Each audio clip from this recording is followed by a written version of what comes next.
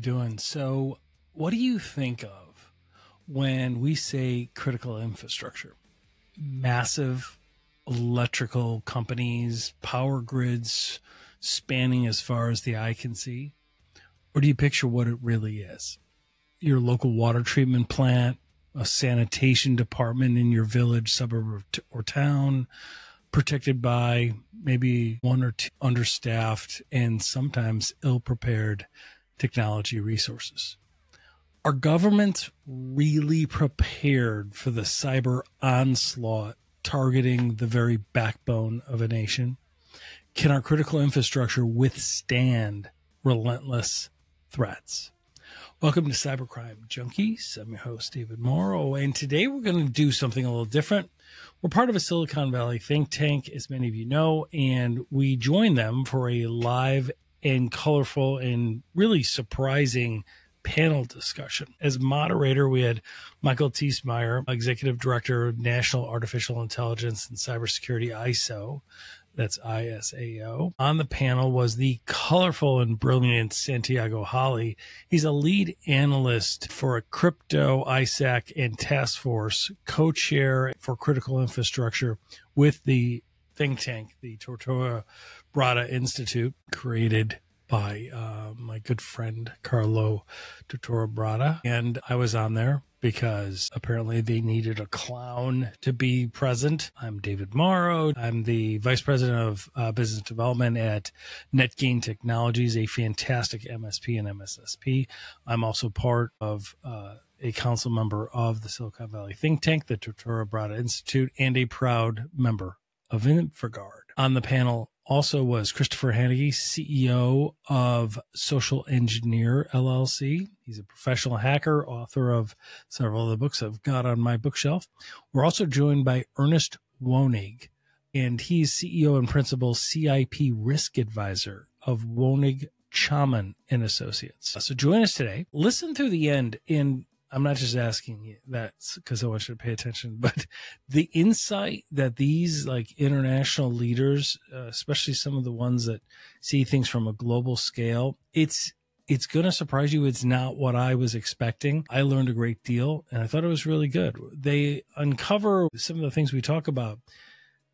The chilling is like the best adjective I can think of. The chilling vulnerabilities of our power grids, transportation networks, and healthcare systems, where IoT and OT devices, Internet of Things, right? Those things that aren't servers or PCs or, firewalls, the Internet of Things, they're clearly the weakest link. And as ransomware grows more lethal, threatening to bring industries to their knees, we explore how these attacks can do more than just disrupt business operations.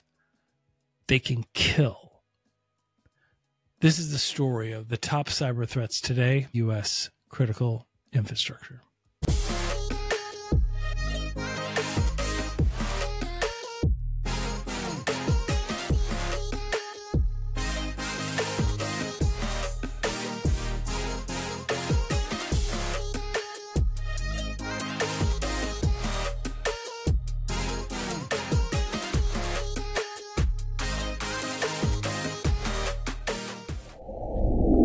Hello, thank you for joining us today for our conversation on securing critical infrastructure. I'm going to be the moderator and your host today. My name is Michael Thiesmeyer. I'm the Executive Director of the U.S. National AI and Cybersecurity, ISAO, a program of the Tortora Brada Institute for Artificial Intelligence and Cybersecurity that focuses on critical infrastructure protection and cyber threat intelligence at the intersection of cybersecurity and artificial intelligence.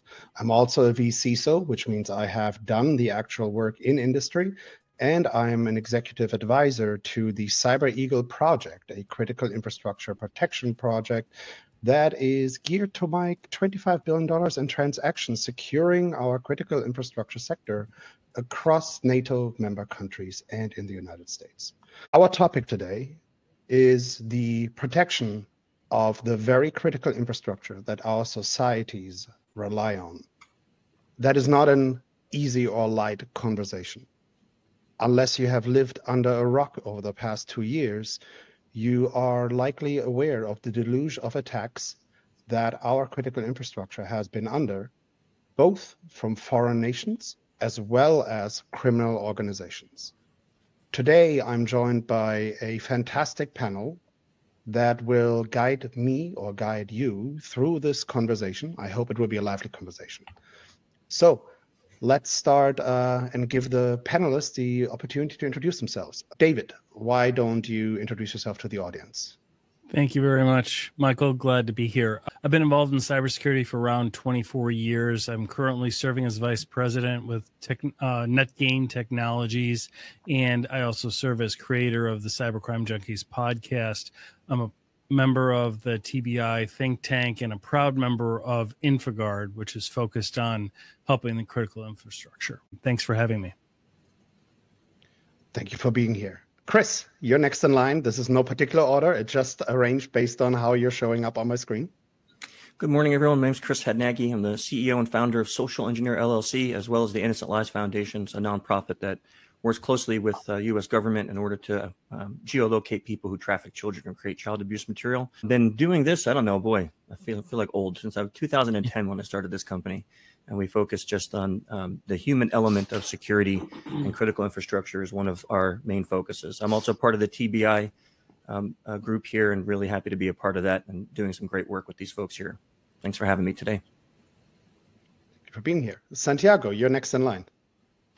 Hey, Michael, nice to see you again. My name is Santiago Holly. I have 15 years of experience and 360 degrees perspective across the DoD, the IC, the FBI, Fortune 100 companies and startups with a focus on protecting critical infrastructure. Proud member of the TBI, I'm the co-chair of the Critical Infrastructure Task Force and happy to have a conversation on how we can move forward on protecting these critical assets. Thank you for being here. And last, but certainly not least, Ernest, tell me. Thank you, Michael. Like everyone here, I have, let's just say, a significant number of years in the industry. I've got everywhere from information warfare with the Air Force as an intelligence officer through government and commercial space. I'm currently heading up One Chum Associates, starting up a small nonprofit institute myself in regards to emerging technology and AI and its impact on operational factors like what we're talking about here, as well as working with TBI on a number of issues. And then I basically, not to pound the chest too much, worked in the industry across government, commercial, and a number of different activities over the years. Feel free to check out my LinkedIn if you're really interested in all of that. What I would like to do is put a couple of stakes in the ground in terms of thesis in regards to SIP. I know, Michael, you have your questions, but also in terms of where I'm coming from in regards to all this. I tend to think that SIP we have a high, low, low problem. By that, I mean we have a high tech, low tech problem in terms of critical protection, in terms of IT, but also we have a more basic issue in terms of low, in terms of organizational structure scale, because in a lot of cases, at least with clients and working in the industry with multinationals, they have money. The government has money. A lot of cases, it's the mid and smalls that are the ones that we're most concerned about. And then I would also like to put one stake in the ground in terms of, I would like to hear from the rest of the group about what actually is critical infrastructure. The reason I say that is, who knew CrowdStrike would turn out to be critical infrastructure, 6 months ago? So right. I think some of us had a hint of that, but to turn out the way it did, I think is a factor. And then the final thing is in terms of, I'd like to really talk about at some point the solution sets in regards to, do we have too many helpers and too many chefs in the kitchen in terms of government and private partner cooperation? And the reason I bring that up is because Colonial Pipeline, for a prime example, where we had, in the case of that CISO, not knowing where to go. So that's more of a process procedure issue. So anyway, I'll stop now. I just wanted to get all those out so people can start thinking about them, because I really would like, I think that'll help a lot in terms of what people need to know from an operational standpoint. Absolutely noted. For the other panelists, maybe we can tie that into the conversation as we go along. I think what you brought up is 100% valid, right? First off, the small to medium-sized critical infrastructure sector is way different than, like some small utility in Tennessee is not the same as a massive power provider, let's say PG&E in California, right? The other piece is the too many chefs, absolutely. And then my personal pet peeve is the definition of critical infrastructure, because with supply chain attacks and everything around it, it seems this definition has to grow and grow and grow and grow and expand. And we're ending up again as like, okay, that's now all of society. But how is this workable? Because didn't we define critical infrastructure in first place to have a workable risk-based scope set? So super interesting. Let's go back there. The first thing I would like to do is I like to start with framing the challenge. So this means the first question that I'm going to ask you is one of these like really big questions from a 40,000 foot view. The other ones will be more specific, but I kind of alluded to that we're having certain problems at this point, right? To the amount of attacks, scalability of our systems, resourcing for certain as well. Santiago, let's start with you. Give me kind of like the 40,000 foot view of the state of infrastructure protection, the primary issues that we're seeing. Thanks, Mike. And I would actually start by saying, and my own definition of what's critical infrastructure is those things that we take for granted in the US, right? Like we go and we turn the water and the water comes, we're not worried about the infrastructure behind it, right? We turn the electricity is there, we're not worried about that. It's these things that we take for granted that have just been left in one way, not protected and built to substance the 2024 cyber vector, right? All these technologies were designed 40, 50, 30 years ago. They never thought about how they were going to be impacted by a cyber event. So how we can do that at scale, it's going to be very challenging. As you mentioned, the resources, only 16% of critical infrastructure is the DIB. And, defense industrial base, they get all the law, they get all the resources. What about the other 84%? Small water utility plants and systems that do not have any resources? That's probably going to be the biggest challenge that we need to address, is how we can help at scale for the mid-market and the small folks. Absolutely. Ernest, do you want to expand on this? Yeah, and I definitely agree that the boundary issue is what concerns me, because and the cross matrixing. For example, one of the things that when I was in the electric industry, for example, one of the big problems that you have there is electricity underpins so much. For electricity, if you have outages, part of the problem is that you need comms to replay the outages. Well, if you don't have electricity, the comms don't work. Same thing with water. The fact of what underpins, and I'm a little biased here because I've worked in industry predominantly is energy and electric. But the fact is that we don't have a good definition anymore of what is the basic critical infrastructure and in what mechanisms we determine whether that's risk, whether that's prioritization based on, say, fundamental social support, how important it is to maintaining the veneer of society that we like to have, which is, 2 or 3 days away from not having power and water, in terms of how we bring those things back up. In what order? I don't know that I have a good answer for that. Like I said, I'm biased in that regard, but I think that if you're a CISO sitting somewhere, for example, let's talk about it from a multinational standpoint. If you're a CISO sitting somewhere, you're concerned about what makes revenue. And so you're concerned about ensuring that those things that are going to ensure manufacturing, reserve production, whatever, are up and running. Those are the critical aspects. And to a large extent, that then bleeds over to a national concern standpoint. Santiago mentioned the DoD aspect. My earlier days as an analyst at DoD, we were basically looking at, power, because you can't generate force, i.e. aircraft and or transport, without power, or you can't do it very well for moving things like the 82nd Airborne, unless you have on-grid power. If you don't, you have to go to other backup, and it takes much longer. You're talking about weeks versus days.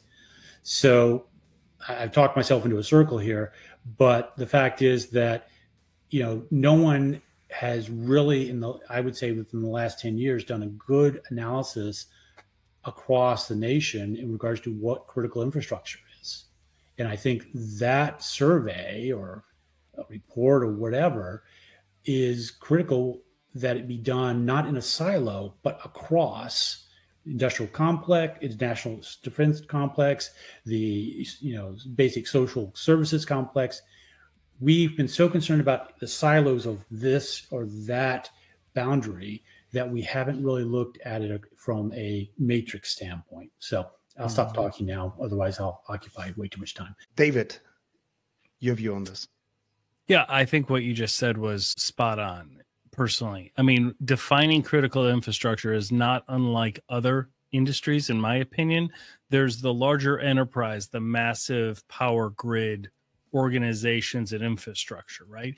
But that's generally not what critical infrastructure is that everybody relates to. I mean, it's really the local water treatment plant, the local facilities management organization. And so I think that is where it struggles. The industry struggles, just like other industries, in that small to mid-tier market, right? And it has to do with resources, it has to do with capital, it has to do with aging infrastructure, all of those things. I mean, why it's so critical? Because it's the foundation of other industries. Right? When we think of critical infrastructure, right, is the foundation. So I always look at it as, if we were under a military attack, what would be needed now, right? And you can think healthcare, hospitals, right? Government, some social services, law enforcement, transportation, electricity, right? I mean, those to me are the main core components. And then from there, there's subsections and things like that.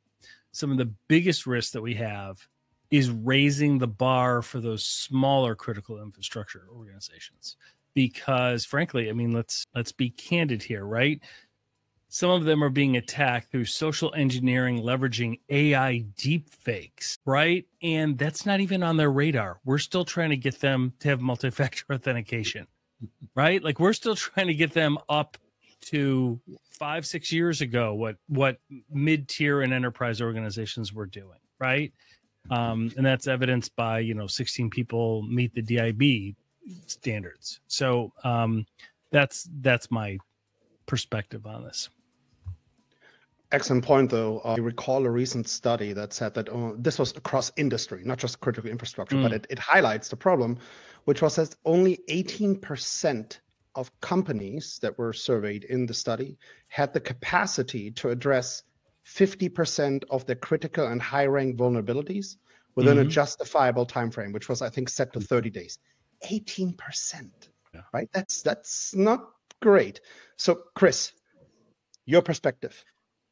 I think everyone answered it. So I'm going to just take a minute to tell a story that I think may solidify all the things that were said. My job is I get hired to break into places, right, to see if there's attack that is possible. So we got hired by a small city's water plant to break in and see if we'd be able to poison the water. Of course, we don't actually do it, but we just simulate. So while we were in there, we got up to where their SCADA system was, their computer that was running everything, and it was so old that they had some new technology they needed to run. They needed to have a Wi-Fi card that was USB on it, but there's no USB on this computer. So what they had was a serial port that went to an adapter for an LPT1 adapter that went to another type of adapter that went to another adapter that went to a USB.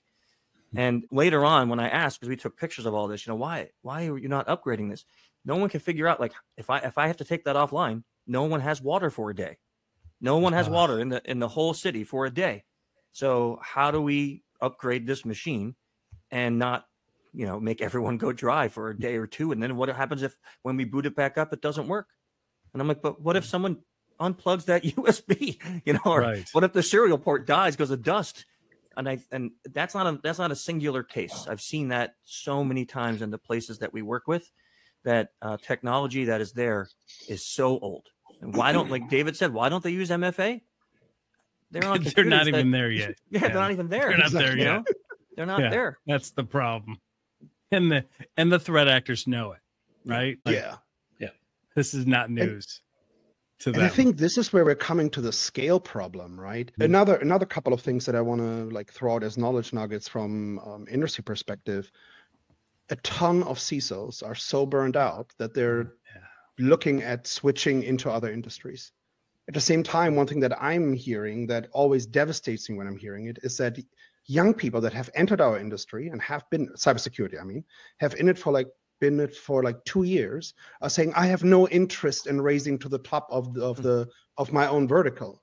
Like, that is devastating. When I think about myself, like when I started this job, I was like, of course I want to race to the top and become whatever the best is in this field, like in terms of like experience or like career level, right? Like when you're like young, you should have this like naivety in you still, but they're observing everything and they're just demotivated. And I think the scale issue flows directly into that. Santiago, I was going to ask a little bit about the threat landscape. Who are the threat actors? The vectors that we're seeing, specifically the evolution thereof, targeting critical infrastructure, and those motivations. And I think there's a thing that flows into that, which is you're having one person sitting in that small water treatment facility that's supposed to be dealing with an entire unit of adversaries sitting somewhere in a nation state. Santiago, I would love you to start like giving your perspective on this. Yes, Mike, and one of the reasons I joined the task force is I see the threat happening closer and closer, right? We've seen Iranian compromising water facilities. We see the PRC with Volt Typhoon touching the perimeter. We have the Russians touching Canada and the Gulf of Mexico as well. In my mind, that's already, in motion. We have not opened our eyes and realized that, in my mind, we're already in a place that we need to act. And that's why I joined this task force, to act now. Yes, tell me, what other industry besides cyber do you have, like you mentioned, an IT manager or a system admin on a water facility in Pennsylvania that it's trying to fight someone on the other side that's actually an Iranian uniformed service member with a mission and the resources to cause, malicious or catastrophic effects, right?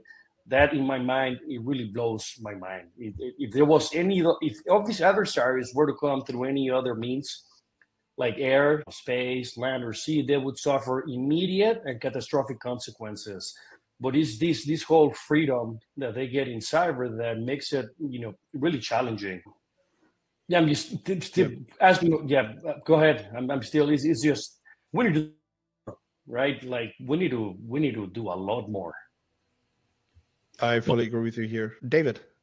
Yeah, my question is, when we think of the industry of critical infrastructure, it seems to me that they are more reliant, maybe equally as reliant as manufacturing, but on a lot of IoT devices or OT devices too, right? And that is a major threat vector. That itself is a major vulnerability because the level of security placed on OT devices and things like that are by far even lower than the, I'm sure, big and tan box that Chris saw when he went there.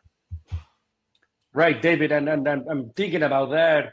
Maybe one of the solutions, right? Maybe one of the opportunities here is, as technologies develop, they're more, software based, right? There's more digital components, digital grade products.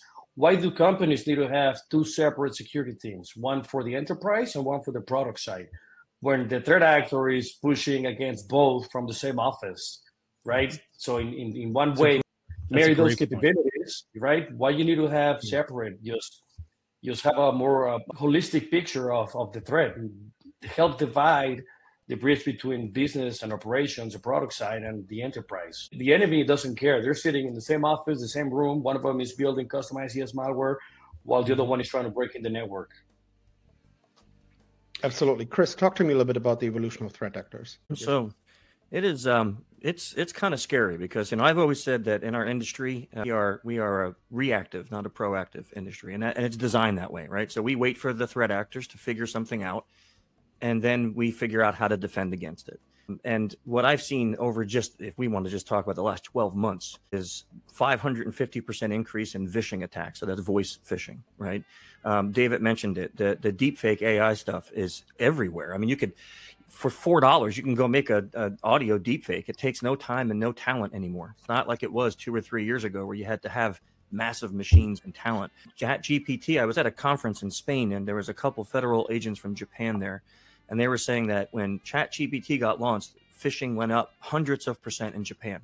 And what they found out was that previous to ChatGPT, Russia, which was their main adversary, didn't have really good translation into Japanese, so the phishing was failure. But now with ChatGPT, perfect translation into Japanese, and the phishing went through the roof. And I want to add something to your comment, Michael, because I have the same thing. I teach I'm a professor at University of Arizona, and I hear young people all the time say that I don't even know if I want to ever hit that level. And I had a chat with some of them, and the reason that they say that is, look at a CISO's job. I mean, I feel for all of you folks who were CISOs before. You guys are given a budget that usually is not big enough, and then you're told, fix it and make sure we don't get hacked. And then if we do get hacked, you're the one getting chopped, right? You're the first guy going down. So who wants that job? All the pressure, not enough money, and then all the punishment when things go bad.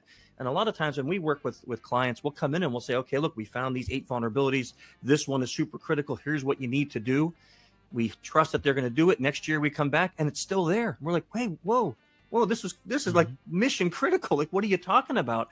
And again, they're just like, I didn't have the budget for it. It wasn't important to the board. They said no. So you take all of that with the advancement of threat actors and the threat landscape, and it feels, I don't want to be such a downer, but it feels like a no-win situation if we don't do something to change it.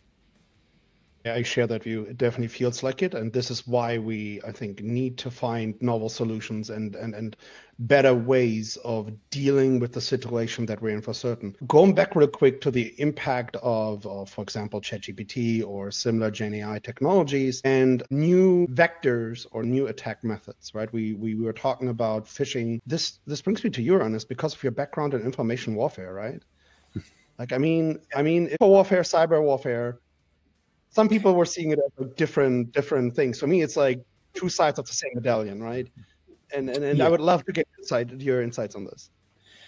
Well, I used to talk about the fact that about the acceleration of threat, and what I used to talk about in terms of that was, well, you have nation state threat actors capabilities, first tier, if you will, and that the second tier, third tier, the individual hacker were 4, 5, 6 years behind in terms of capabilities. And then for the last couple of years, I've really rebalanced that in terms of, well, maybe it's a couple of years. AI brings us to a point where we're talking about weeks and months potential, and in some cases, based on access to the large language models, there may be cases where non-state actors, individuals with access to large-scale computing, are actually going to be God forbid I say this, but ahead of the Fort Meade, on the NSA side in terms of the U.S. capabilities. And that in itself should probably frighten all of us more than anything else. That's why I talk about that sort of low-high issue. We have a basic issue in regards to we can't get people to do two-factor authentication, but now we also have this high-tech issue in terms of the capabilities of the adversary.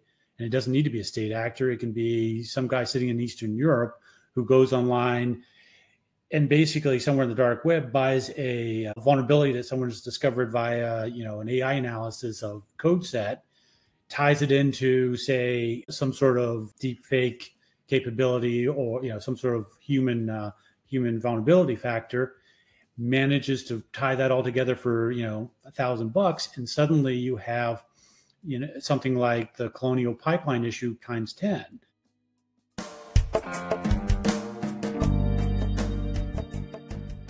Come join us as we go behind the scenes of today's most notorious cybercrime.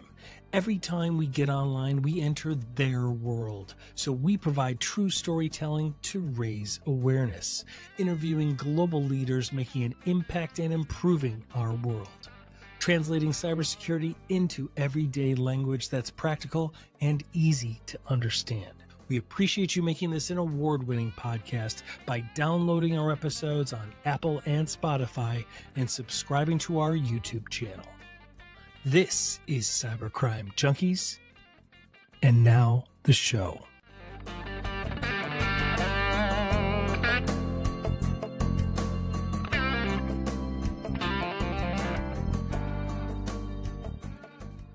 because where basically you have a ransomware that locks down an entire, for our purposes, critical infrastructure component. Who knew at the time that Colonial Pipeline was the critical infrastructure for the Southeast, but it was. So my concern is just the acceleration. I mean, military-wise, there's always this race between offense and defense. And cyber, we have that same nightmare is that what AI will enable others to do. My somewhat calming solution set is that AI will also provide some of the defensive factors, capabilities that we need in the long run. DARPA, for example, is using AI right now to do code analysis. So for all of the literally billions of lines of code throughout the U.S. government, that will be, a game changer, because that was one of the issues we always worried about when I was working with Department of Energy, for example, because the concern was we didn't know where the code was coming from. Some of it was being developed in places we didn't like, but the fact is the supply chain was such that you couldn't tell, and no one was going to pay to have some poor engineer sit there for 10 years to go through, how many millions of lines of code. AI will do it for us in an afternoon now, or potentially. So the fact is that we are seeing a readjustment of that offensive versus defensive capability. And it's going to be exciting. It's also going to be scary as hell, to be quite honest. And for those individuals that, going back to the education piece, I really would like to talk more about that later. But I think that is one of the more exciting aspects, because for the workforce, yes, they're overworked. Yes, the benefits often are not as, and I have my own stories in that regard, as what you would like. But the fact is that one of the biggest problems I had when I was the deputy CISO at a multinational energy company was that I couldn't offer the more interesting aspects of cyber. I mean, that would CrowdStrike and others had the sort of this is where the talent's going. Well, maybe with AI, I might actually gain some of that back. So anyway, we can talk more about that, but that's kind of my impression in terms of the offensive versus defensive mix right now. Yeah, I think when we're talking about information warfare, I do spend some time usually at NATO Stratcom Center, COE, which is in Riga, that deals a lot with info warfare. And what you can see there is also how Gen AI kind of has enabled the threat actors from a capability standpoint. And one thing that stands out to me as well that affects directly critical infrastructure protection is that our threat actors are using information warfare to undermine the trust, the public's trust, in the capabilities of our public institutions, including the agencies that are supposed to protect us, to make us look basically incompetent and unable to deal with certain things. And then they don't start trusting our advisories anymore, right? So I think that is something that's happening. On the scale side, there's a story I would like to tell, and then I would like to get from David and Santiago's kind of their opinion as well. I used to serve on the U.S. National Delegation to the Inter-Stance Organization. And there was a one-time opportunity in 2018 where our summit was hosted in Wuhan, China, where their National Security Technology Center is, that is capable of, I forgot what the numbers were, graduating, I think, 60,000 operators per year. Now, when you mentioned this in 2018, people were like, okay, well, what's their quality? Well, now with Gen AI in the mix, okay, even if their quality would be subpar, which I don't know, I can't judge that. But again, if you take that operator that might just be average or whatever, and you enhance their abilities with AI to do code analysis, vulnerability analysis, and everything else, then those 60,000 per year, that's a massive scale advantage right there. Santiago, David, anything either of you want to add to this? Here's from my perspective it is a lopsided battle in the sense that while, let's say, monetarily driven Eastern Bloc, ransomware gangs are certainly targeting critical infrastructure, small to mid-size, utility companies, water treatment plants, etc. I believe, it seems to me anyway, that this industry, this vertical, has more of a target from a nation state attack, which is what everybody's been talking about, right? And they are the most advanced, the most well-funded, the most researched and capable foes. And so you have a segment of a lot of countries, organizations that are behind the trend, right? And that struggle to have a baseline security control set up. and yet they're being targeted by some of the most advanced. Yeah, I remember sitting in the front row, maybe 12 feet away from FBI Director Ray, when he made the announcement that if he was to grab all the FBI personnel and compare to China, there'll be a number 50-1, right? Oh, yeah. And that's just one of the adversaries. Now, yes, Mike, I think AI is really a force multiplier. For those that know how to leverage correctly, 20, 30x output of what you put into it, right? And so those 60,000 now times 20, that's 1.2 million equivalent, right? And having that abundance of knowledge in your fingertips that allows you to do things, research things that you are not technically capable, right? That used to be reserved for the people that have been on that space for 20, 15 years.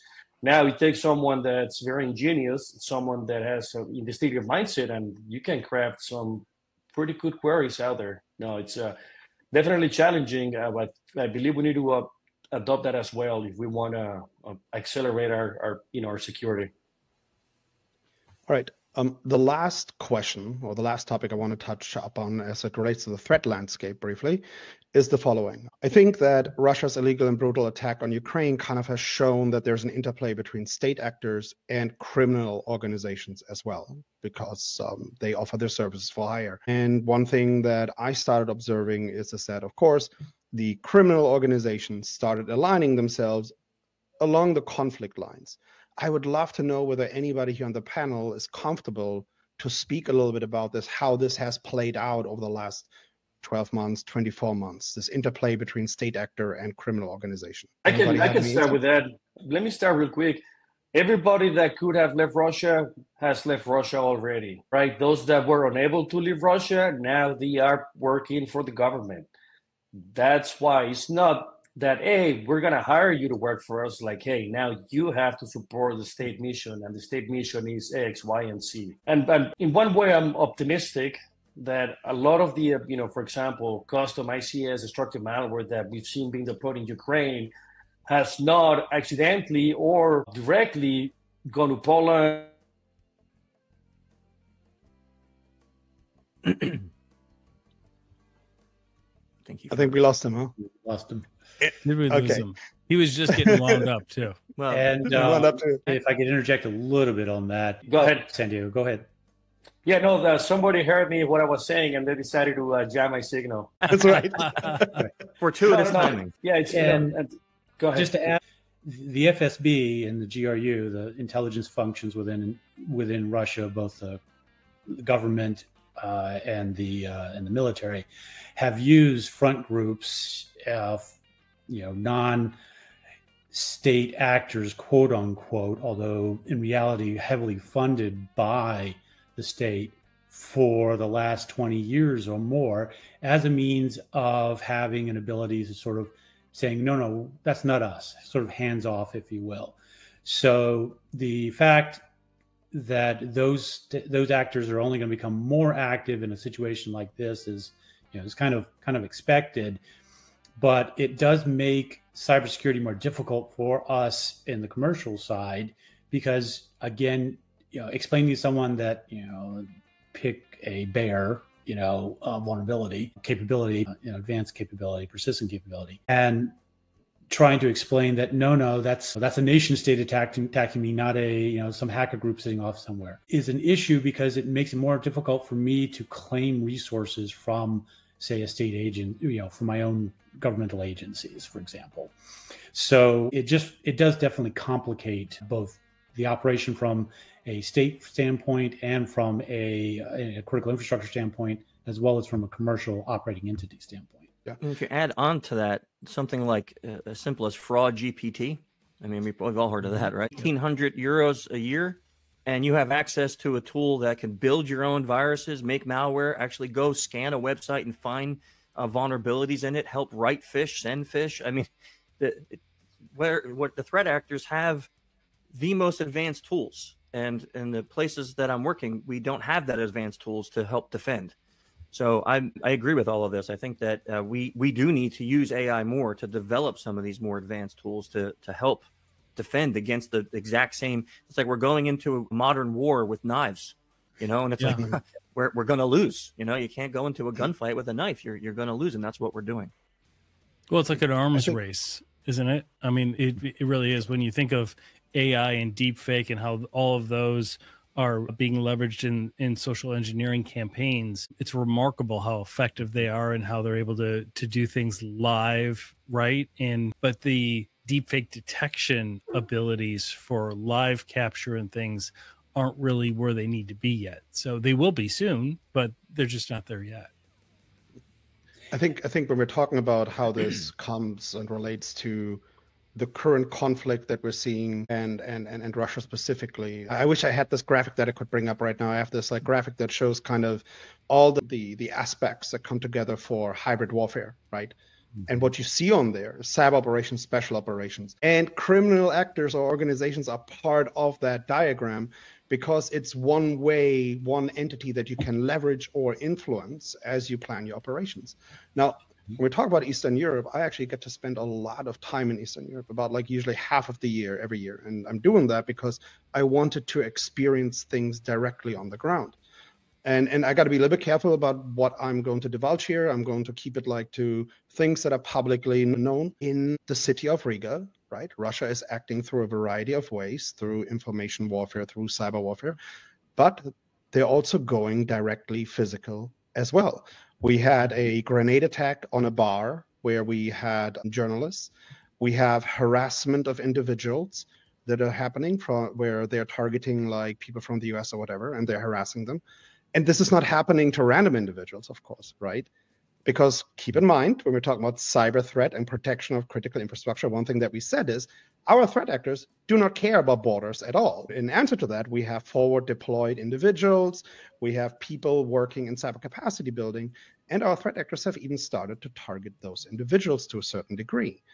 So that then shows us is that we're basically dealing with a multi-spectrum, multi-dimensional strategy that is targeting our critical infrastructure sector, and that we're dealing at the same time with this interplay between criminal organizations, useful idiots, and state actors. Now, Santiago, it's I think actually really the term that is being used in the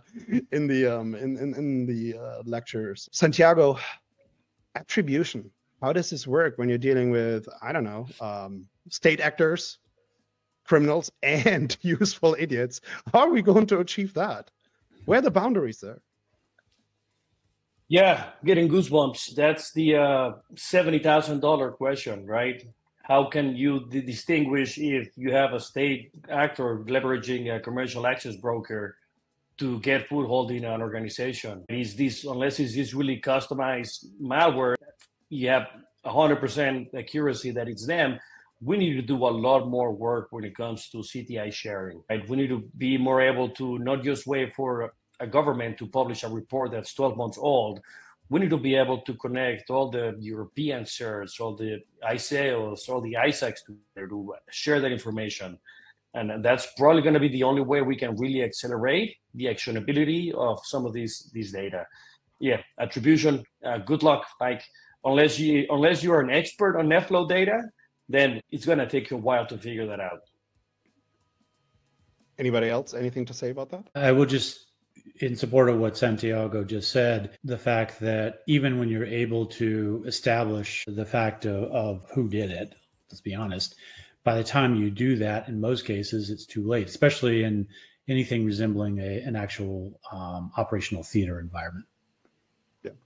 Yeah, and even if then you're getting the useful idiot, which doesn't know much or whatever, if it was something like that, and the actual actors are not in a country that will cooperate with you, because why would they hand over their own operational assets? That wouldn't make much sense. Okay, so we described the threat landscape, the general challenges. Now, I do have a couple of questions from the audience, and I think we can kind of mix them together. We talked about how artificial intelligence enables scale on the attacker side. Obviously, it must be doing something for us in the defense as well. Maybe if anybody wants to take this and just talk a little bit about how we can leverage this better. Yeah, I think I can jump on that a little bit. Right now, there's a lot of tools that are being developed that are trying to analyze data. I think Santiago or Ernest mentioned this, like giving millions of records, and now it can just do it in a matter of moments. Data processing, the power of data processing with AI could really help. And then what Santiago said about CTI sharing, there are dark web forums that are being scraped every day by companies that use AI that could alert you to your industry, your piece of critical infrastructure being targeted by threat actors, right? That it might not say this company or this state or this critical infrastructure is what's being attacked, but when they start selling credential brokers on the dark web will start saying, oh, I have credentials for a water plant somewhere in America worth this much. And that's a time when anyone that's in a water plant should be like, oh my God, like that might be us, right? So I think leveraging the threat intelligence is something that we need to do more of. Making it easier for folks that don't have access to this to be able to afford it and to use it. And then also working on, and this is a hard one because, getting funding for this, I know personally is not easy, but trying to fund and build really useful AI-based tools that can help in the defense and protection of the organizations. And if I could just add to what Chris was just saying, had a few years ago, one client who actually was a state CISO and left. I won't mention the state, but the problem was in his mind that, which I believe is true, he had a budget of $2 million for a state. Okay. Part of the issue obviously is that I think, we have a concept of funding issue in terms of organizations, at least in that regard. And this is probably going to be a little less popular. Or a little more controversial. I do not think that the federal government is spending money where it needs to.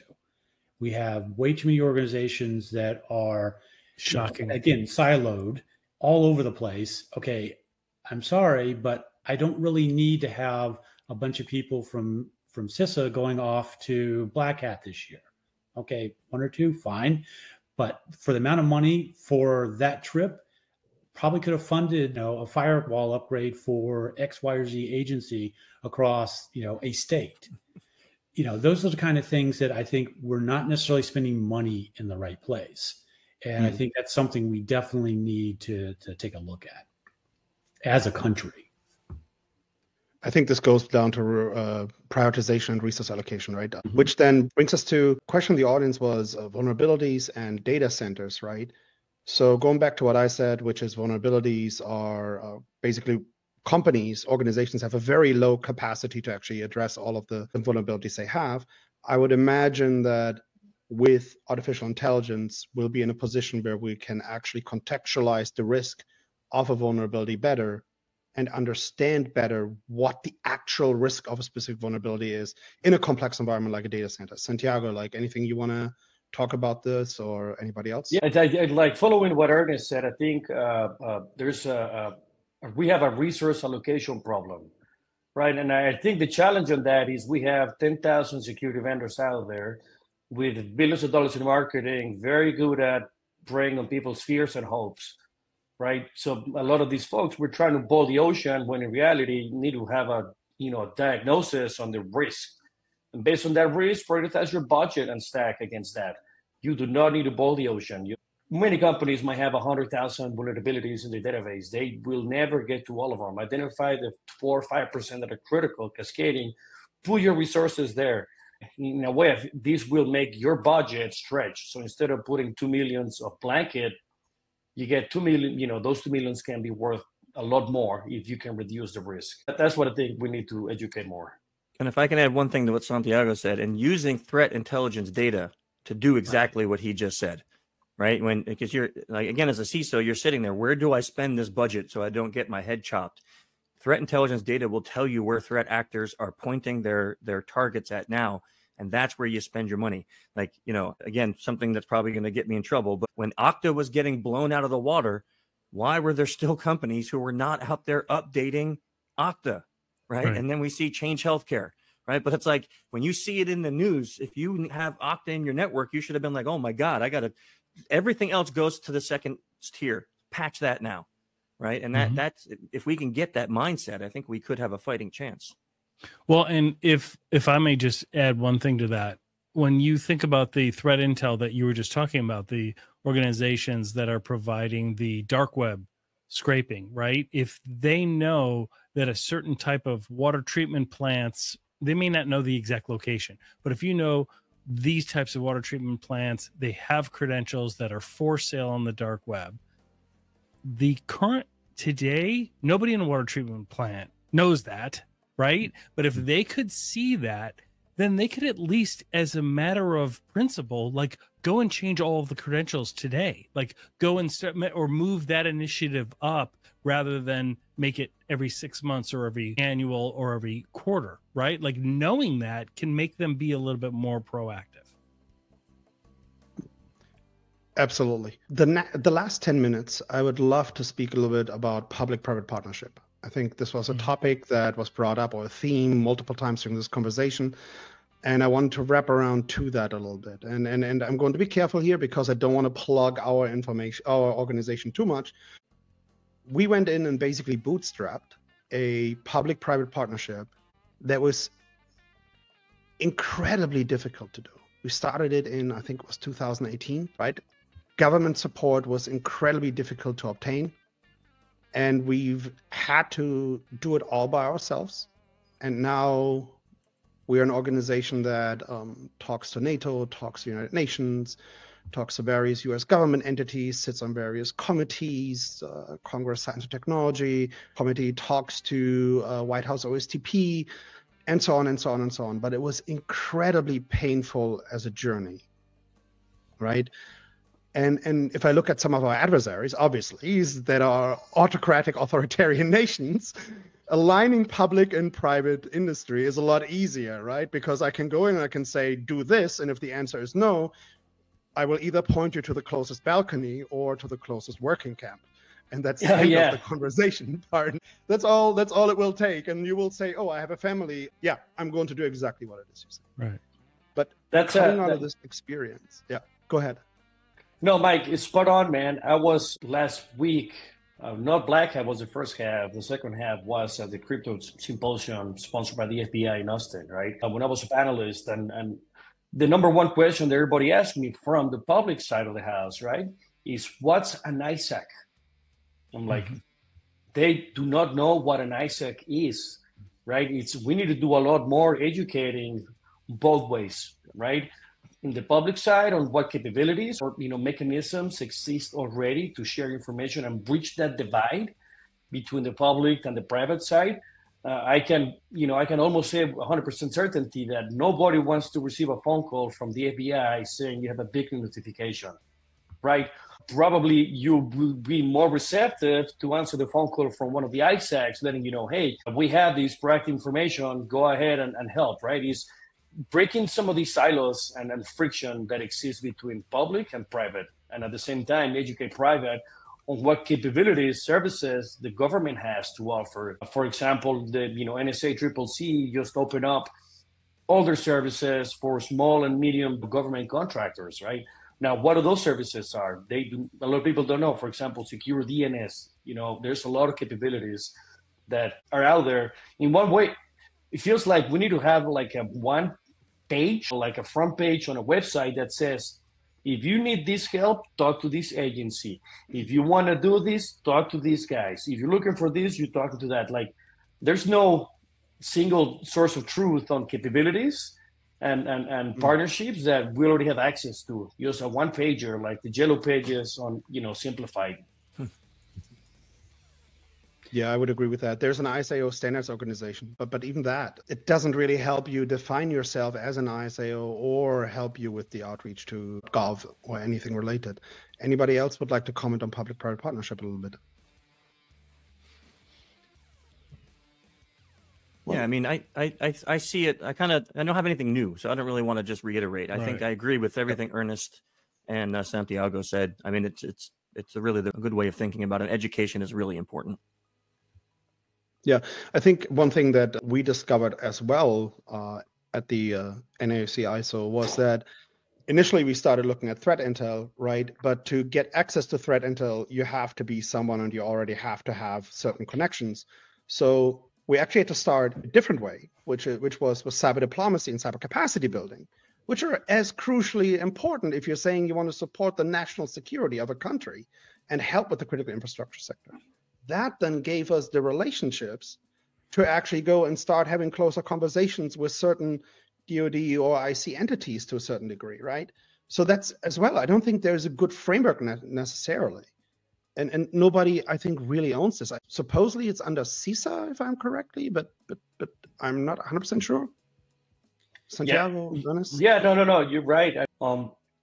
I try to stay positive on everything that I say, especially when I'm public, right? So what I'm going to say might not be very positive. I'm not quite happy with the approach that the government has recently mandated everybody in critical infrastructure to report X activity within X amount of days.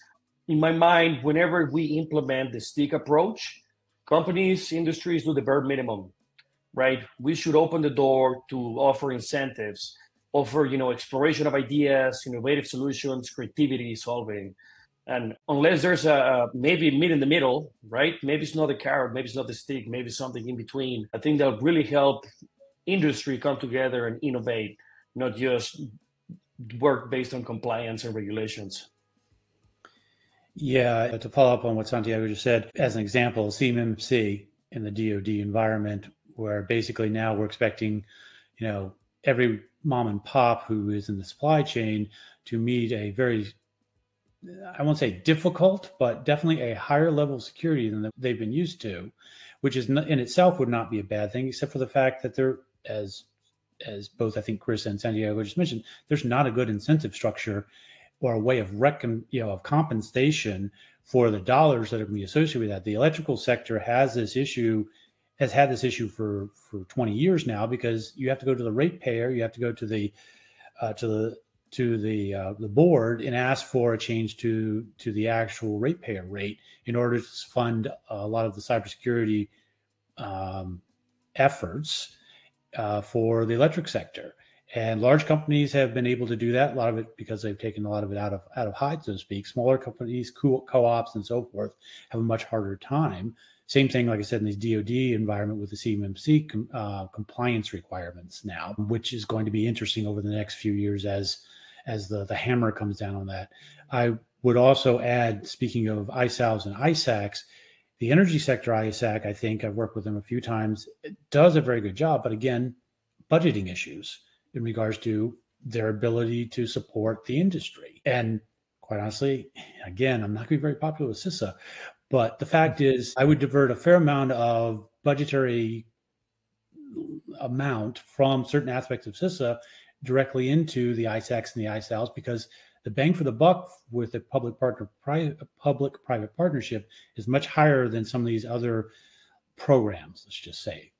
So now that I've shot myself of ever working with CISA again, I'll turn it back over to you, Michael. Well, I mean, budget definitely is always an issue, right? Like this, of course, this is a uniform issue that you can find in many different places. For us, it's a constant issue as well.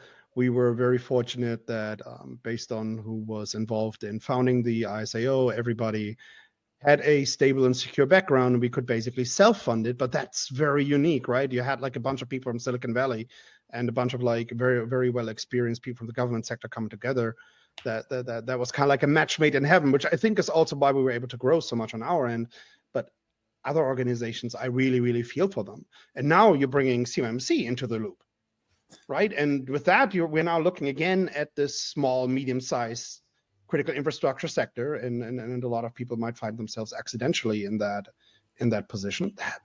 That is so difficult. So one of the things then that we started looking into was is this project called Cyber Eagle, right? Where we're going in and we're saying like, okay, can we address this issue?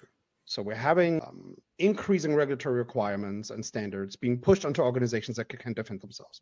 And we did like this analysis that came up with, I think across NATO and the US, there's 1 million companies that fit into this bucket. 1 million. God, go back to your government times and think about the mission scope here. That is absurd. And why does this matter for the US? That there are other countries? Well, because all of these organizations work with each other. All these companies are working with each other. And there's information flow happening, which of course the threat actors will exploit if it is of their advantage to them. So we decided, okay, so we did this analysis and we went in and came up with, okay, there's 1 million companies. And now it came to leveraging an AI to analyze the vulnerability, making them aware of them, and then find good vendors and good, federal funding, identify federal or state level funding, existing funding to help them pay and address this. But this is super, super difficult to do. So I know that some of us are all involved in this project. Let's just take the pieces of this and talk about the challenges in pulling something like this off, right? Let's talk just about the aspect of going in and creating a data lake of vulnerabilities of a bunch of critical infrastructure organizations. Who wants to take this? Like maybe you, Santiago? I think we do not need a silver bullet, right? We do not need something sexy. We need to do the work that nobody wants to do, right? Like cyber resiliency, for example. Like, do these organizations have an IR playbook, right? How quickly can they get back online?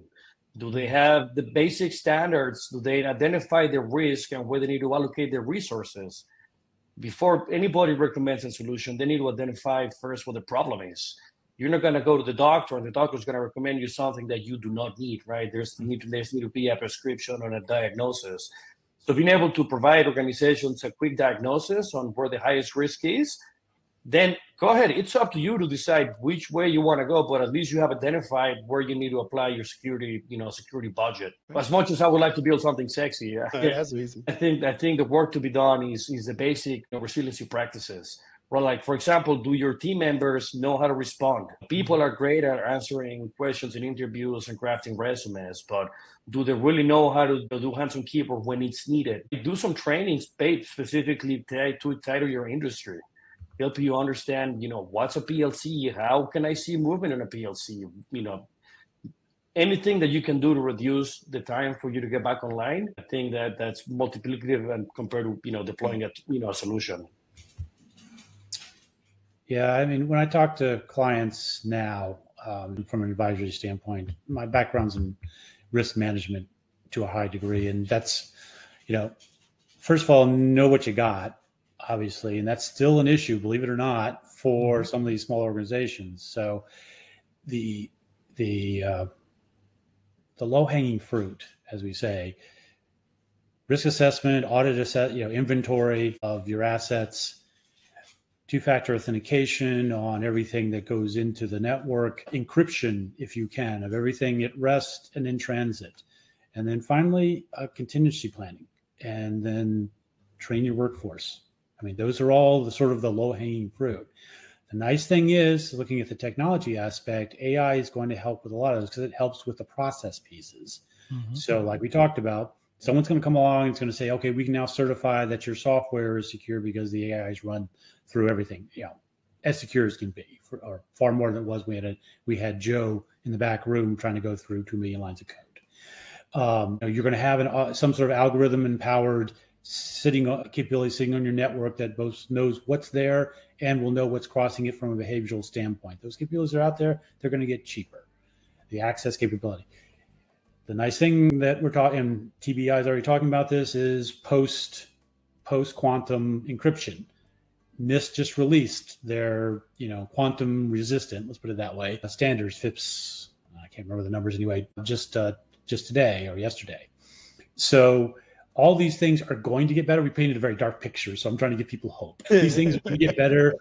Technology will help us. For example, the electric sector, there was a guy who did co-intelligence, sent out a tweet on social talking about, on social media, talking about the fact that for an analysis of NERC SIP requirements for a sector, there was an analyst who basically used ChatGPT to assist with that. And basically the analysis that would have taken, weeks in the past was done in basically a couple of days. So just the ability to use AI to reduce the work footprint associated with some of these more, to be honest, mundane or painful processes is going to allow us to then shift resources to the places where we need them. So those are some of the more hopeful aspects, I think, in the long run. Yeah, I think actually, I was trying to find it, but I think DARPA just announced that they're holding a contest or competition for AI-based analysis of critical infrastructure vulnerabilities, which is $2 million that they are offering for that, if I correct remember. I wish I could find it, but right now, here we go. Just 1 second. Working off screen. Yeah, it is. DARPA is giving 7 teams $2 million to hone tools for scrutinizing the open source code that underpins like banks and water and water systems. So yes, it's bleak, but there are things being done. It's again, on the one hand, we like to say like AI has been around for a long while already, because to everybody else, it's like, oh, it just came to happen in the last 4 years, right? Realistically, 1950s, or even way like the car or whatever it was called, like way beyond if you just talk about counting machines, this kind of stuff. But still, cybersecurity and AI in the overall picture is a young industry, right? This hasn't been around for hundreds of years in its current form. And I think what we're seeing is partially the growing pains of that as well. We're trying to figure out, given the speed of innovation and development, how to use this and do all of this actually in modern societies without coming at everyone with draconic measures. But again, from our audience, the question then is, we have to figure it out. And it seems to be this giant elephant. And we know this metaphor, you eat an elephant piece by piece. Where do we start?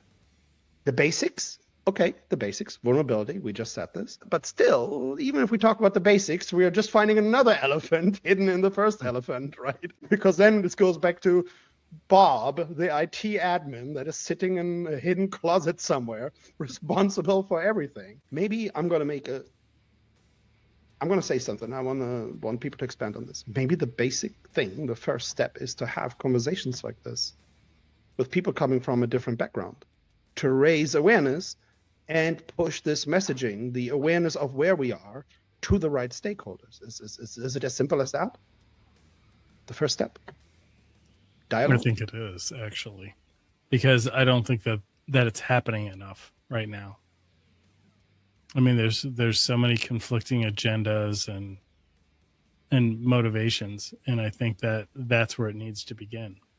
And I think when we talk about, especially if we get into the smaller size organizations and critical infrastructure, there's going to need to be a lot of hand-holding in tying potential funding to the needs, right? Like there's going to need, because they're not even at a baseline right now. And so there's going to need to be kind of what Santiago and Ernest were talking about is understanding, diagnosing properly, and that's exactly right.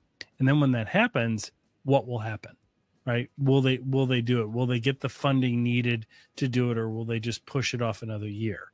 And so there's going to need to be some triage there. And I think, when I go out and I do, let's say, security awareness training, and I say a word like, oh, how many of you experience smishing? I can't tell you till now, this day and age, some people go, what is that? I don't know what that is. Idea. Right. Yep. So when you say things like vishing, I've never heard that term. Right. So how can they defend against something that they don't even know exists? Mm-hmm. So I think your point, Michael, is really accurate, is that it is vital for us to start right. This is the basics, like get people like all these folks that have joined us today to come in and ask these really hard questions. Like where do I start? That's an amazing question, in my opinion. Someone coming in here and saying, okay, I'm hearing you. This sounds like impossible. Where do I start? That kind of thought process is going to help that person achieve what he needs to achieve to be secure. But we have to start with the basic conversations first. Right. And those conversations are both internal and external. How do you eat an elephant? You get help. So from an internal organizational standpoint, when I talk to a CISO at a small and mid-sized company, first thing I ask is, okay, when was the last time you talked to the CFO or the CEO or even your own CIO?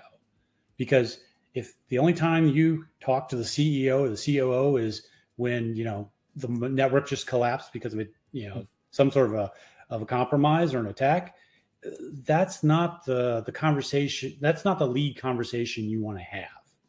And a lot of times, part of our issue from a human capital standpoint for CISOs is we tend to grow up from the technical side. We don't grow up on the business side so much. We don't have the chops as much, as a group in terms of executive leadership development that a lot of our peers in those other functional areas get. And that's one of the things we really need to work on from a human capital standpoint. The other side to this, in terms of getting help, in terms of eating the elephant, managed service providers. If you're a small business, Bill shouldn't be handling your cybersecurity by himself in the closet. You should have some sort of managed service provider. Quite honestly, in terms of your IT, your CIO shouldn't really be a technical guy. Well, he should be a technical guy in terms of chops, but he really shouldn't be doing technical work. He should be managing a managed service provider. Absolutely. And basically going, okay, you're my workforce, you're my guys. You've got the, now I only get Bill as a part-time, 3 hours out of the day, but he's now been trained and capable and has the experience that I can't afford to provide on my own. So those are the kind of things we need to be thinking about, and that the guys sitting in the trenches need to be thinking about, and we need to help them with. I have 100% the same view of this as a VC. So when I walk into a shop and I talk to them, the first thing is, look, I can get you tools. I can build you processes. I can get you those tools at a big discount from some kind of aggregator.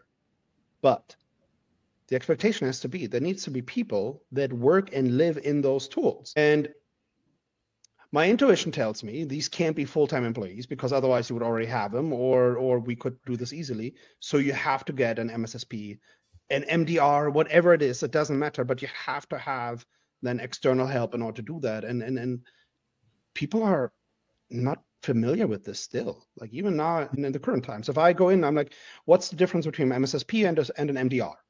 Like, where is this? Like, they have no idea what an MDR is, for example. They've never heard this. And what are the advantages of one versus the other? And that goes back to human capital development. That goes back to education. Mm-hmm. And I think there's a term that we use when we talk about the global south or the less developed world, cyber capacity building. We have cyber capacity building to do for ourselves on our own nation. Mm-hmm. Like, we act as if everybody is like so literate, as if we have this high level of digital literacy. We don't. I can only imagine what would happen if the public would know that there are entire cities. It doesn't need to be like smaller cities with like 80,000, 100,000 population, where it is Bill in the closet who is responsible for ensuring you get your water, and who is fighting against, I don't know, the GRU, whoever else you want to put in there, and is left to his own devices. That's incredible. Santiago, human capital development. I think you brought this part up. I would love to hear what else you have to say about this. Yeah, human capital development, not just on the technical skills, right? But on the communication skills, collaboration, the soft things that are needed to work better. One of the best parts of working in Fortune 100s was being a member of all these ISACs, right? And the analogy that I'm going to use here is the reason the British defeated the Germans was radar technology, right? But the Germans had way more advanced radar technology than the British did. But what the British did is they connected all of their radars, and then they have a bigger picture, right? We need to be able to do that across companies, industries, cross industries, with the government. We need to leverage each one of these as a sensor, right? And be able to utilize the resources and capabilities that the big players have to help protect the ones that do not have the budget to staff a security engineer or, a threat intelligence program, right? In one way, broadcast the bad signal for everybody to jump on it. Honestly, in my mind, I think we need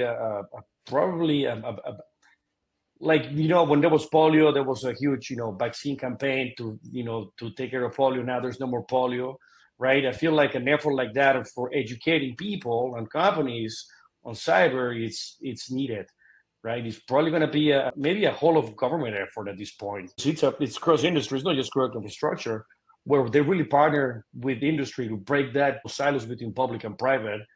But I don't think there's a unified vision from the highest levels on how to do this. And without a good vision and core values, then your strategy is irrelevant. That's just me. If I had a magic wand, that's what I would like to do. Interesting that you brought this up. I think like in 2016, for the first time, I was talking about this like civil cyber defense thing, right? Because I was like, on the one hand, we're saying not everybody needs to be a cyber person. All right, yeah, no, okay, I understand. Not everybody needs to be a cyber expert. Technology should be built so that people can use it. But in so many other critical areas, we expect everyone to have a base level of knowledge and training so that they are allowed to do their job, their profession on a daily basis. And I wonder, given that, first off, I want to know whether you agree with that. Number one, we are under attack. Critical infrastructure is under attack. Are we all on board with this? Yes. Okay. Yes. So we are under attack. So if this was a different dimension, if this was a different spectrum, we would be, if this was kinetic, we would be like, okay, here are things we would have public messaging to our citizens. This is what you can do, how you can prepare, how you can protect yourself, and all this kind of things. And to a certain degree, this is happening, but I think we need to be more formalized here. It says, do people agree with me here? I agree. Yeah. Okay, so then who would drive this? It's a whole of government effort. Yeah, I agree. It's a giant challenge too. I've seen some Eastern European countries start tying cyber security concepts into, I think it was as early as like elementary school, the first levels, with storytelling, like basic things, right? Like you wouldn't talk to a stranger. Okay, so why would you do XYZ? Like basic. Then you start building up on this. I think this is crucial. Yeah, then one of the challenges, Mike, is that there's no entry-level jobs in cybersecurity, right? It's like, let me go join the LA Police Department, and I'm going to go patrolling the next day. There's a whole training program that you got to go to understand the skills that you actually need to be on the streets, right? We need to have that, it's exactly like you mentioned, that baseline. As a hiring manager, I would much rather hire someone that knows how to use Splunk, Elastic, that understands Windows logs, and someone with a 4-year degree that doesn't understand, that part, right? So how can we probably address these challenges? A lot of more OJT mentorship opportunities to be sponsored by anybody and everybody to, hey, let you ride along. Like the police departments across the nation, they do that. Hey, you wanna ride along program? Come right along. Now you learn more about it. If we can figure out a way to do that on cyber, I think will enable to people get the skills that are actually in need. That's my 2 cents. I'll jump in on this one because I have a lot of very deep, passionate feelings about this because I agree with Santiago 100%. I mean, you see entry-level cybersecurity must have 5 years experience. Right, what? and a CISSP. Right? And what entry level does that ever occur, right? So when I got asked to become a professor of social engineering at University of Arizona, I said, I'll do it under only one condition, and that is if I can have a practical hands-on class. And they're like, what does that look like? I'm like, I want to partner with a company or a government agency that wants free cybersecurity training. What that means is they're going to give me all your employees, and we're going to attack the heck out of them. We're going to OSINT them. We're going to phish them. We're going to vish them. And my students are going to do all that work under my guidance, and then they're going to write a report that's going to go to the CISO. So we partnered with the government of Sierra Vista. They give us all of their employees, and my students get to leave university with actually having done the work and having written a report, right? So they did it, and they did it ethically and morally, and then they had to write a report and make a presentation video for the CISO. Now that someone comes into my company and says, I have this experience. Okay, great. You interest me now. But I'm with Santiago. You come and say, look, I got a 4-year degree in computer security. And then you say, well, can you at least tell me, anything that you have done? What's your experience? Right. How do you do threat hunting? Right. Well, I read a book. Do you know who the Lockbit Sup is? Right. Like ask them exactly like something that is relevant. So I agree. Experience, certifications, people who take part of CTFs, those are the things that excite me about the people coming in this industry because they're going to come in with actual experience. But I also agree with what you were saying, Michael. A lot of countries do this. They start their kids in tech very early, and we're starting them in high school now. I mean, that's not good enough. We have to go earlier. Yeah. Let me be devil's advocate here for a second, okay? Because I think I want to expand on this because I want the audience to understand why we're saying certain things. So first of all, I agree with all of you, but I'm going to put the adversary hat, not adversary, but the devil's advocate on. there are a lot of people that in our industry that say that when you say that cyber is not entry level, that you're gatekeeping, that that's not true, that cyber absolutely can be an entry level profession. For me, I always looked at that as like, well, if you're in a massive company that has a 3-tier SOC and whatnot, then maybe with like the tools or whatever and AI assisted, yeah, you can take like a green person and then they're basically a log wrangler, and they will also be replaced by AI most likely in the next 3 years, but whatever. But I would like you to challenge me and say, why is this not a entry level profession beyond just like, okay, experience, but what makes it so different than let's say just being an IT support person or like. Well, you said it, Michael. We're under attack. We're in war. So it's kind of like Santiago's example. You wouldn't just say, I want to become a cop, and the next day, without any training, they hand you a gun and put you on the street. You wouldn't do that if you went to war. You say, okay, I want to be a soldier. You go through boot camp. You go through lots of training. You go through all of that. They don't just say, okay, here's your gun, send you over to the desert. It doesn't work that way. So we're bringing these guys and gals into the industry where they're going to be attacked by some of the most advanced threat actors on the planet the second they're hired.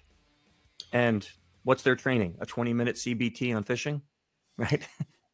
Well, exactly. And looking at it from the opposite end of the, if you will, of the pipeline, the fact is, for example, my son, there's a cybersecurity there's a technology requirement, which he'll meet with a cybersecurity class to graduate from high school now. There's people are beginning to look at this. I've sat on a number of different working groups and advisory boards. I've taught at Thomas Edison University in terms of cybersecurity at the undergrad and graduate level. So there's a bunch of different programs available, if you will, but there's no consistency. The programs are, in a lot of cases, funded on a temporary basis. There's not a long-term vision or strategy in terms of how you're going to build this cyber workforce, first of all. The second part, I think, which goes to what Chris was talking about in terms of, war and risk. 20 years ago, as an example, I had a client who used to talk about, he was running within government. His program ran the, what do you call it? I can't remember the exact name. It was basically was responsible for ensuring fuel oil in the event of an emergency on the in the northeast coast of the U.S. back when fuel oil was a big issue for New England. And basically, his response when I told him, well, your system's got this problem, because my team says you're not doing this, this, or this. His response to me at that point was, okay, we'll just go back to using fax machines. Okay. 20 years ago, aging myself, that was the answer. Sounds like a visionary. Exactly. Well, he was a nice guy, but yeah, visionary was not in his title. But more importantly, bringing us to today, name me a business that can operate if their IT infrastructure ceases to operate. Correct. Almost zero. Whether it's power, whether it's critical infrastructure like we're talking about here, or airlines, as Delta found out with their issues, more so than anyone else with CrowdStrike, or something as basic as the fact is freight transport in the U.S. or the rail system. We haven't talked about logistics really, or transport really. The rail system in the U.S. is highly automated now. We laid a lot of fiber optic cable in the 80s and 90s and basically centralized everything. So I don't think you can give me a major company or a major organization, including manufacturing even, where if you tore out the IT infrastructure or bricked it for several days, for example, where you would not have a major impact or bankruptcy. Yeah. And you're now putting that on Bill, who, like, as Santiago was just saying, just graduated from college somewhere and saying, okay, by the way, if you screw this up, the company's doomed. Are we really wondering why no one wants to take that responsibility, especially in regards to Z, because that's who we're really putting this on now? Yeah. Just real quick, just simplifying this down, it seems to me that the industry has one of several, but there's a couple branding issues that cybersecurity has. One is you have all the vendors that are like, buy this box, you will be secure, right? That's not real. And then you also have the people trying to get into it, not really knowing what it is and saying, oh, I want to go into cybersecurity. Well, that's like saying I want to go into business, right? Like it is as broad, like red teaming, blue teaming, social engineering. Like what is it? Because once somebody that knows where they want to generally wind up, I'm more of a red teamer, I'm more of a blue teamer, right? Or I'm more of a GRC person, policy person. Like then they need to take the advice from mentors. They need to ask, how do I get there? And then go do it, right? One of the challenges that I always have with mentoring people, or that people have said that have been mentors that get frustrated, is people ask what we're supposed to do, and then we go tell them, and we never hear from them again. Right? Like they need to literally go do the push-ups and go do the work and get the certs or do whatever is needed, depending on where you want to wind up. But until you know, just coming out of school going, I'm going to be in cybersecurity. Like, okay, like that's right. Like, I mean, it's like I'm going to be welcome to the jungle, right? Welcome to the jungle. I mean, it's part of the problem that our education institutions, our higher ed institutions have, and that is, you know, the career guidance needs to be pretty, you know, customized for them. They need to ask a few more questions to really point them in the direction, because then it's not that hard to get it. There's clearly a need on the other side from the employer's end to have people, but you can't just say, you know, I want to be in business and then we're going to put you in charge of the nuclear reactor business, right? Because that's essentially what this is, right? like this, it has to be something that is balanced. So sorry, I didn't mean to make it so long-winded. But I think that broadness is going back to why it is not a good entry-level profession. Because going back to what we're having, Bob and Bill are the only two resources with the task of protecting the organization. Let's transfer this to the military. If I have if it's the regular army, okay, everybody's a rifleman, but then I have my specialists. I have my marksman, my automated rifleman, my grenadier, my whatever, right? Okay, but what if I only have a team of 7 dudes? Oh, we call that special forces, right? And those 7 dudes are all expected to be able to do every job that exists in that larger organization. They all need to be able to be grenadiers, medics, and whatever. Yeah, there's like depth specialization, but the expectation is they can do all of these jobs. And a special forces an entry-level position? No. Do I just go directly to the recruitment office and say, dude, I'm going to be a Green Beret? Sign me up. Yeah, I want to be a Green Beret, please. Yeah, by tomorrow. By tomorrow, can I be one tomorrow? Like every sailor is a firefighter, right? Right. Yeah. It's those core things that you need, those baselines. And the biggest difference here, and I think we can probably use an idea from Department of Defense, is very powerful. There's something called the commander's intent, right? The commander's intent at the highest level, let's say it could be a general, says, my commander intent is to go take over that area. The intent is that everybody below them understand that that's the objective. They're not going to tell you how to go, right? If you need to go to the right field, the left field, what maneuver to take, everybody's going in the same commander's intent. And I feel like sometimes even organizations internally, they're not under the same CISO intent, right? Security intent. Is some of that vision that really needs to be redeveloped. You know, have an identity that we're warfighters. Probably the last thing I wanted to say on that. Yeah, and I have to wrap the conversation up right now. We only have 20 seconds left. So I would love to continue this conversation because I think there's a lot of knowledge in the room and a lot of things that we still need to discuss. But I would like to wrap this up. Thank you so much, everybody. Thanks to the panel and thanks to our audience. I hope this was informative for the audience.